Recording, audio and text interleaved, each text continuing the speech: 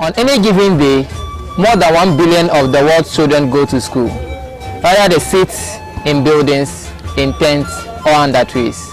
Ideally, they are learning, developing and enriching their lives.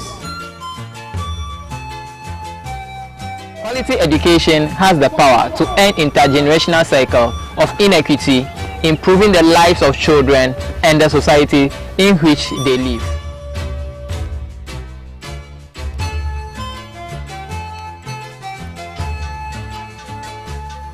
My name is Fumi William. I come from Deme. I am attending AP JHS1. The reason why we go to school there is we don't have any school here. That's why we are going to Dabala. The school is long and we can't walk to there. Education can provide children with the knowledge and skills they need to succeed in life. It is associated with increased incomes, reduced poverty, and improved health. But for education to play these roles, it must begin with early childhood development and continue with quality learning and opportunities that provide all children, especially the most disadvantaged, with fair chance to thrive. Quality basic education is a fundamental right of every child. This right is enshrined in the 1992 Constitution of the Republic of Ghana and in the Convention of Rights of the Child. Among several things, the Convention demands the state to provide good infrastructure facilities to widen access to basic quality education for all children. The Convention is in tangent with the United Nations Sustainable Development Goal 4 that enjoins governments to ensure inclusive and equitable quality education and promote lifelong learning and opportunities for all. Among the targets set for governments are as follows. By 2030, ensure that all girls and boys have access to quality early childhood development, care, and pre-primary education so that they are ready for primary education. By 2030, build and upgrade education facilities that are child, disability, and gender sensitive and provide safe, non-violent, inclusive, and effective learning environment for all.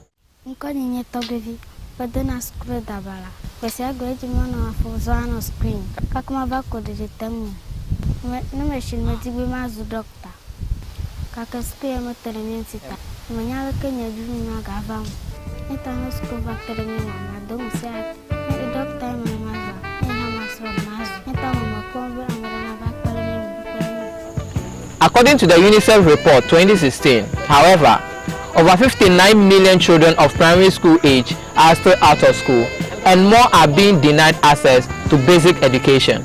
The challenge is most acute in West and Central Africa, where the net enrollment rate stood at 74% in 2013. Although governments are attempting to make education accessible for all children, there is still more to be done.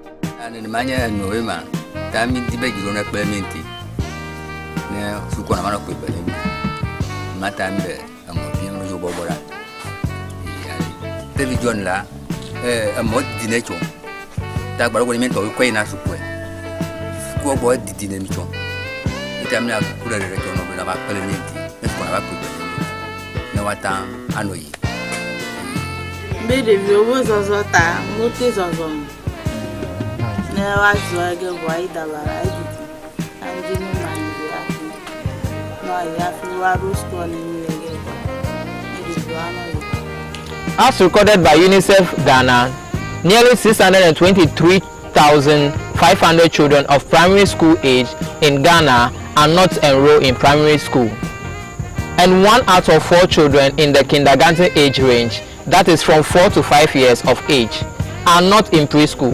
Most of these children are from poor economic background and live in the rural communities.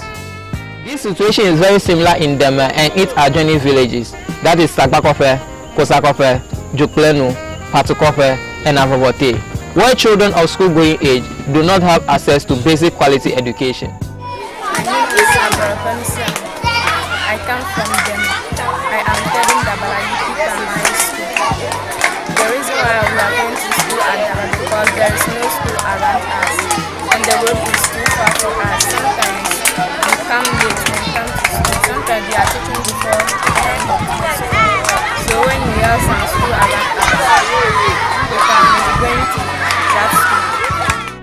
The best option available is challenge by walking about 7 miles to and fro just to access education in the nearest town. Response about the children who are from far distance, like Dzokplenu and Deme, because of the distance. Before most of them, before they reach here, they are almost tired, and usually they come in late, and because of that, it has been affecting their studies. Nonetheless, Malala Yousafzai, a Pakistani activist for female education and a Nobel Prize laureate, said, "In some parts of the world, students are going to school every day. It is their normal life, but in other parts of the world, children are starving for education. It's like a precious gift. It's like a diamond."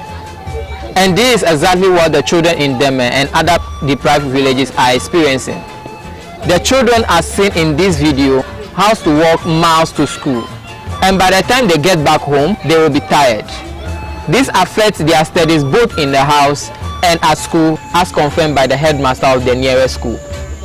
I have about 8 communities serving my school. 8 communities serving my school. And I want to emphasize that those schools from Deme and those villages are the most serious ones that we need to take care of. Some of the children are so small that they walk far to this place, and they walk to the place here. Before they reach the school here, they are almost tired because of their ages and their strength.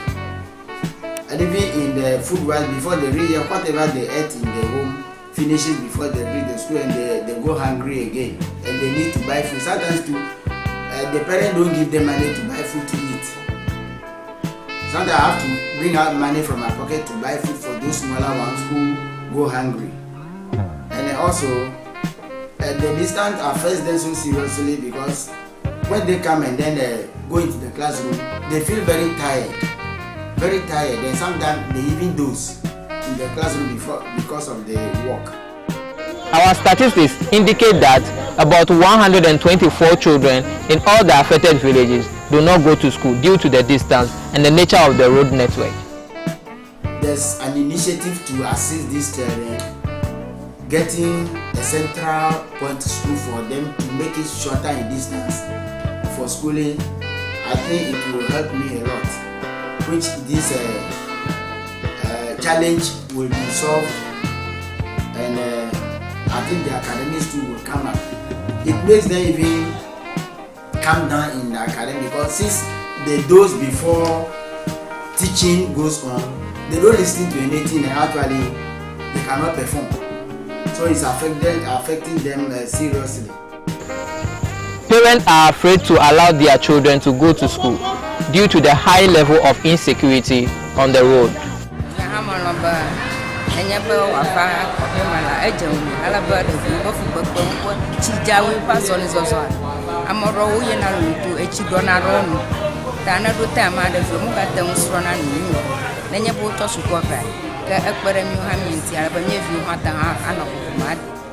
For some of these children too, school is not always a positive experience. Some endure difficult conditions like unavailability or inadequate teaching material or makeshift sanitation facilities. These conditions are not conducive to learning or development, and no child should be allowed to experience them. We believe that access to poor quality education is tantamount to no education at all.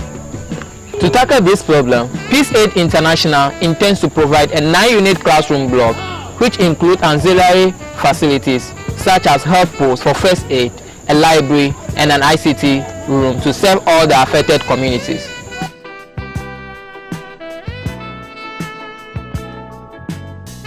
$20 plots of land have been secured for the facilities, and architectural design has also been acquired. The local authorities is raising funds which will take care of the preliminary stage of the project, like site clearing and documentation.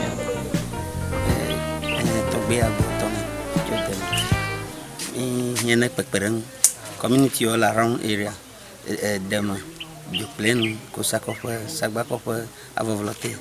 Maybe work with them young school now, I will review all for school now, for Zozo, I dabalag. Tapi ojiji ula vumo jitu revyo mo shiota me di be wa peremian ike skunyo ne revyo wata ansrog bang la borem. The facility, when completed, will prevent the children from walking long distance to school, which makes it very accessible and quality. We are collaborating with the South Tongu District Ghana Education Service, the District Assembly, which is the local government, and the United Nations Development Program. And in fact, I'm so impressed with the project and how the community accepts the proposal and the input they are making.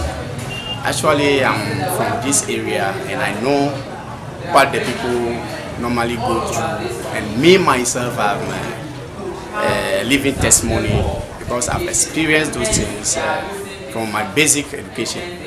So I know how important and vital it will be for the community to have this.